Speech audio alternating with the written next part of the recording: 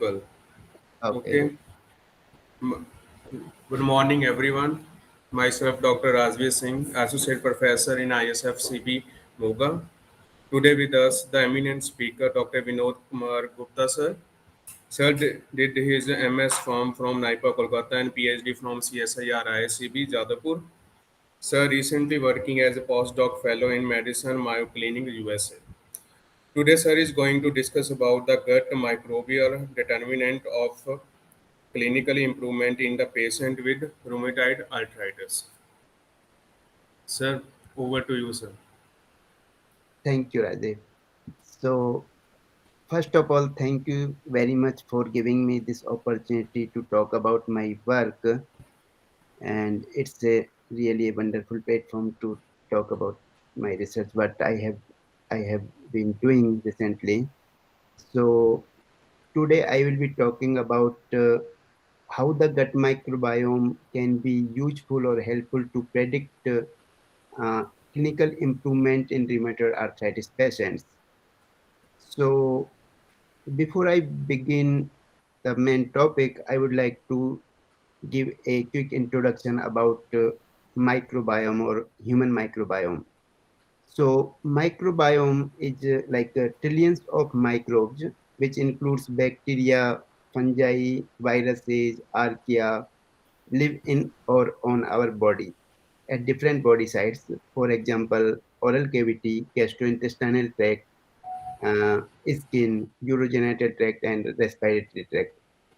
So based on the location in our body, we call, like, for example, if these microbes live in our gastrointestinal tract, we call them gut microbiome. And gut microbiome includes all the microbes and their genome and including genes. So these usually we hear microbes or bacteria are harmful for us, for our health, but not all the bacteria, all the microbes are not bad. Some are beneficial. We can say like symbiotic microbes. So if we see like how many microbes live in our body, so about 100 trillion microbial cells are present in our whole body. And if we count like how many human cells we have, those are about 30 trillion. So it means we can say like we are more microbes than the human.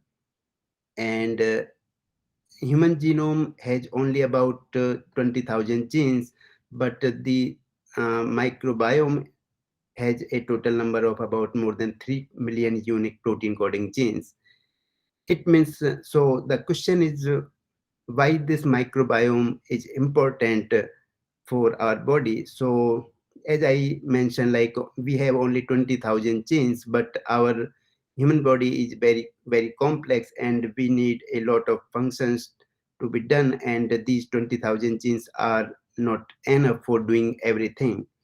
So these symbionts live in our body and perform many functions which we can't do. For example, some synthesis of vitamins, training of our immune system and development of the immune system, also like short chain fatty acid production using the dietary fiber. So you might have heard from many doctors and many people say like we should include dietary fibers in our diet. So, but interestingly, you would be surprised like our digestive system does not have any enzymes which can digest the fibers which we have in our diet. So then how can we use and what's the benefits of having fibers in our diet?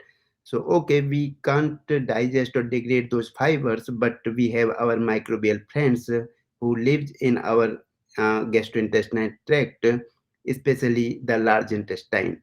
So these microbes degrade these fibers and produce the short chain fatty acids, and then we can absorb these short chain fatty acid into our bloodstream and eventually in the cells. And short chain fatty acids are known for having anti-inflammatory effect in our human body, which are very important for keeping us healthy. So it means these microbes who lives in our body are very important and essential part of our human body. Or sometimes people say like this is microbiome is a extra organ of our body. So in recent years, there has been a lot of research has been done on the microbiome and found the link between various diseases and the microbiome composition. So like, okay, there is a specific set of microbes should be present in our body. If there is a change due to some external factors, it can be diet, it can be our lifestyle, it can be uh, some medications we use, sometimes, for example, antibiotics, which can alter or change this microbiome composition in our body. So once this microbiome composition changes, uh, which may cause some diseases, for example, inflammatory bowel disease, obesity, diabetes, cancer, and some autoimmune diseases such as rheumatoid arthritis. So it means we need to keep the microbiome composition in healthy state. If there is a change, then we may feel some symptoms of the disease, maybe not the immediately, but in future. So in our state, so recently there are many studies have found a association between rheumatoid arthritis and change in microbiome composition in our gastrointestinal tract. So we we were thinking like, what happens if we want to identify, like, in rheumatoid, we have to study the microbiome composition in rheumatoid arthritis patients. So rheumatoid, so before I come on the main topic, I should give a quick introduction about the rheumatoid arthritis. So rheumatoid arthritis is a systemic autoimmune disease which is characterized by the chronic inflammation in the primarily in the joint, and which destruct the cartilage and bones, and it's a very painful disease. And for rheumatoid arthritis, so etiology of the rheumatoid arthritis is not fully known, but it has been known like uh, immune cells, for example, T and B cells, and also the cytokines are involved in the disease pathogenesis. So to understand, like, and for the rheumatoid arthritis, there are many treatments available, but it has been seen that if a particular treatment given to the patients, some patients show the improvement in the clinical symptoms, but some patients do not show any improvement after taking the medicine or treatment. So first of all, what is the clinical improvement in rheumatoid arthritis? So we have to measure the clinical disease activity in rheumatoid arthritis patients, that we can say like severity of the disease. So there are many indices available for measuring the severity of the disease. For example, disease activity score on 28 joints. The another is simplified disease activity index, SDAI, and clinical disease activity index, that is CDAI. So clinical disease activity index is the simplest way of measuring the disease severity in rheumatoid arthritis patients. And CDI includes there are four components in its calculation. So first is tender joint count, swollen joint counts, and a global assessment of the disease by patient himself or herself, and the global assessment of the disease by the doctors or providers, we say. And how to calculate or measure the improvement in disease symptoms. So the rheumatoid arthritis patients are categorized into four categories: the high severity or high disease activity patients, moderate disease activity patients, low disease activity patients, and patients who are remission. Means disease all is still there, but there are no symptoms of the symptoms of the disease. So changes, we can calculate the clinical important improvement in all these types of patients. So if the severity is very high in the patient, then there is a high amount of reduction in the disease activity from one time point to another time point is required to consider that change in disease severity or disease activity as important, clinically important. So if the patient is in high severity, then there is a change of 12 or reduction of 12 point is required to consider that change or improvement as important. For moderate disease activity patients, only 6 points change or reduction is required. But if patients are in low disease activity or low severity, then only a small amount of change in the disease activity is will be considered as important improvement. So in our study, also, the what are the risk factors of the rheumatoid arthritis? So it has been known like genetics is a very primary factor which cause the rheumatoid arthritis disease. But it has been seen like only 15. So there was a study where they included the monozygotic twins. Monozygotic twins means their genetics was similar, but only 15% of the cases were present in the monozygotic twins. It means other than genetics, there are some external factors also involved in the disease pathogenesis. So, and which are known like smoking and microbiome, change in microbiome, lifestyle are also included or also involved in the disease pathogenesis in rheumatoid arthritis patients. So, to understand the effect of gut microbiome in rheumatoid arthritis patients, there are some cross-sectional gut microbiome studies has been performed in which there are two groups of the rheumatoid arthritis. One group of rheumatoid arthritis patients and the healthy people were considered in the study and compared their microbiome composition. I will talk about what is the microbiome composition little while. So it means, and they found a significant difference in microbiome composition between healthy people and the rheumatoid arthritis patients. It means the microbiome might be involved in the disease pathogenesis. So, in our study, we were thinking like, can we predict whether a patient will show the improvement after having the treatment or will not show the improvement? Can we predict that? So usually when we go to a doctor, when a patient go to a doctor doesn't know whether the patient will show the improvement after taking some medicines. So, and if they do not show any improvement, the doctors just change their treatment. If that doesn't show the improvement, then again they have to change the treatment. So it's very uh, expensive for the patients, and also it's very difficult to manage the disease symptoms then.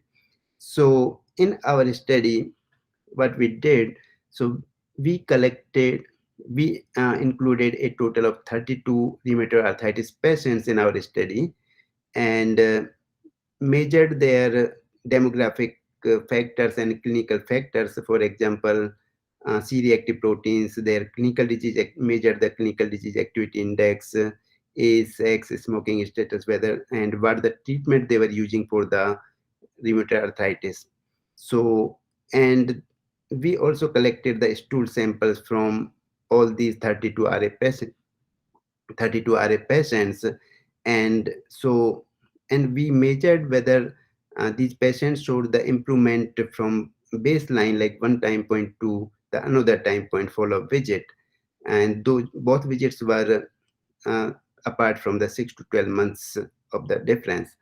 So we found that among 32 RA patients we included in our study, 12 showed the improvement at follow-up visit, and the remaining 20 patients did not show any improvement. So the patients who showed the improvement, we call them MCIA plus. MCIA means minimum clinically important improvement in disease symptoms, and the patients who did not show the improvement at follow-up visit, we call them MCIA negative. So from these all 32 RA patients, we collected stool samples and performed the metagenomic profiling. So here, what is the metagenomic profiling? So there are two types of sequencing. One is single genome sequencing, and another is metagenome sequencing. So in single genome sequencing, we have to culture a particular microbe or bacteria, and then we can sequence their DNA. That is called single genome sequencing. But in case of microbiome studies, we have to perform the metagenome sequencing. Metagenome sequencing means we just collect a particular sample. It can be stool, it can be blood, it can be soil or any water, and we just directly sequence all the DNA present in that particular sample. So in this case, the stool sample, so we extracted all the DNA from the stool samples, and that DNA was for coming from the multiple or millions of the microbes present in the stool samples.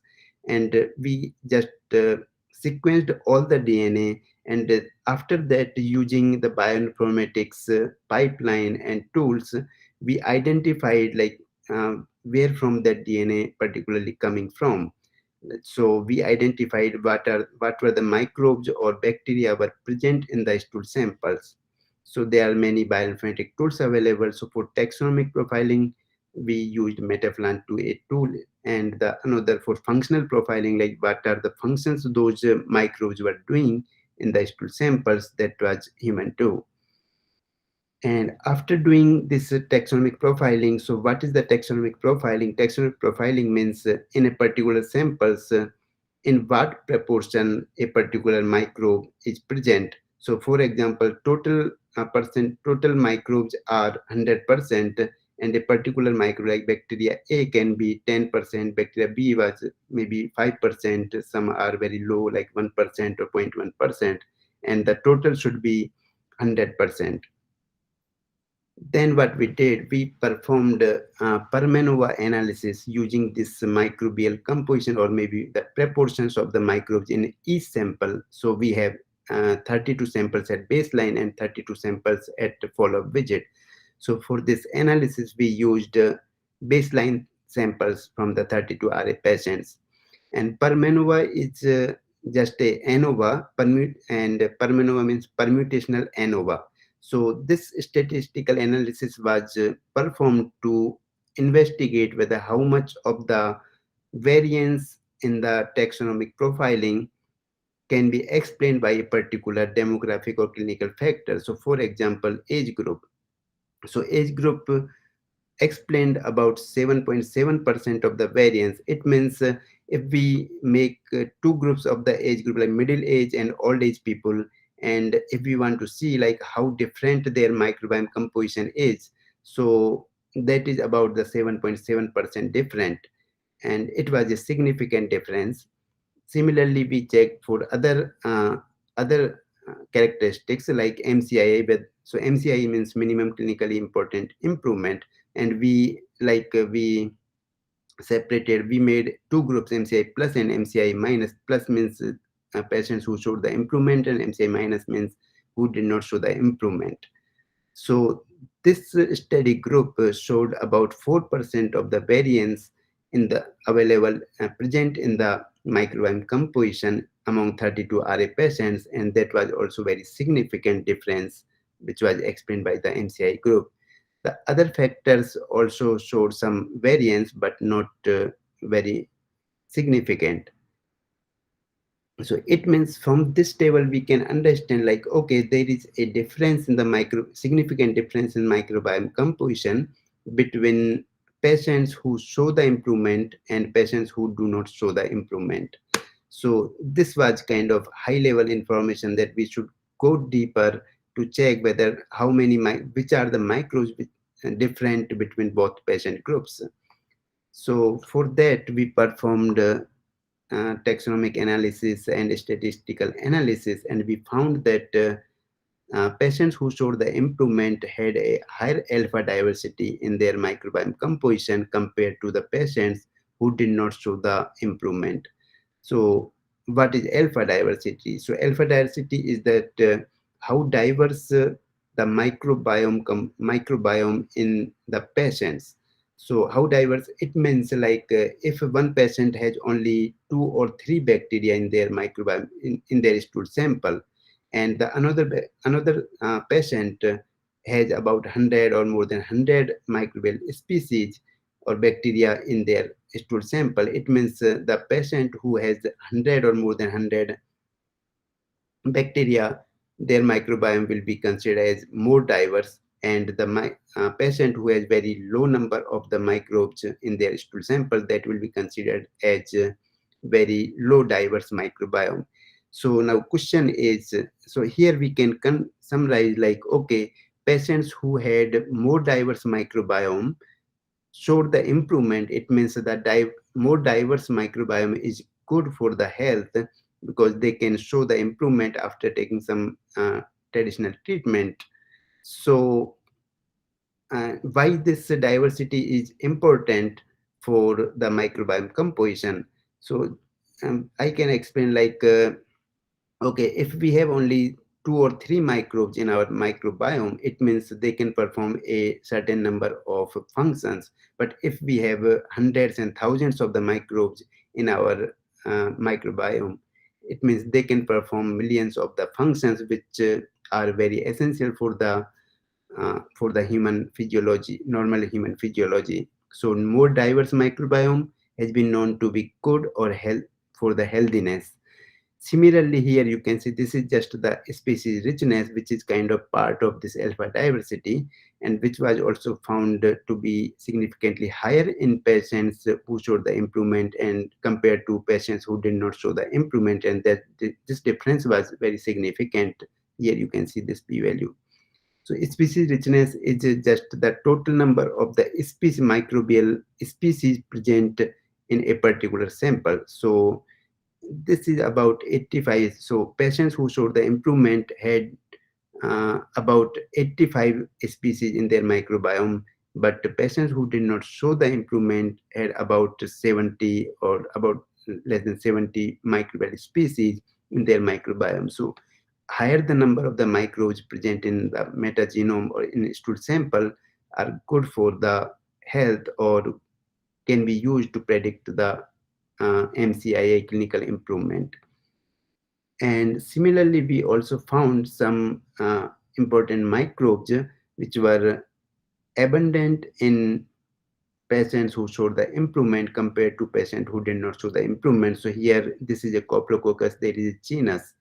So this was found significantly higher in MCI plus group compared to uh, MCI minus patients of the MCI minus group.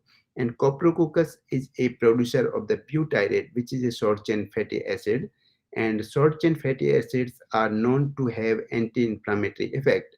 And earlier I mentioned in the introduction of rheumatoid arthritis, like rheumatoid arthritis is a autoimmune disorder, which is characterized by the inflammation on the joints. So it means if we have this Coprococcus, members of this Coprococcus genus in our microbiome, which can produce butyrate, which is good for reducing the inflammation in the joints. So it's better to have higher number or higher abundance of these members of the Coprococcus genus in our microbiome.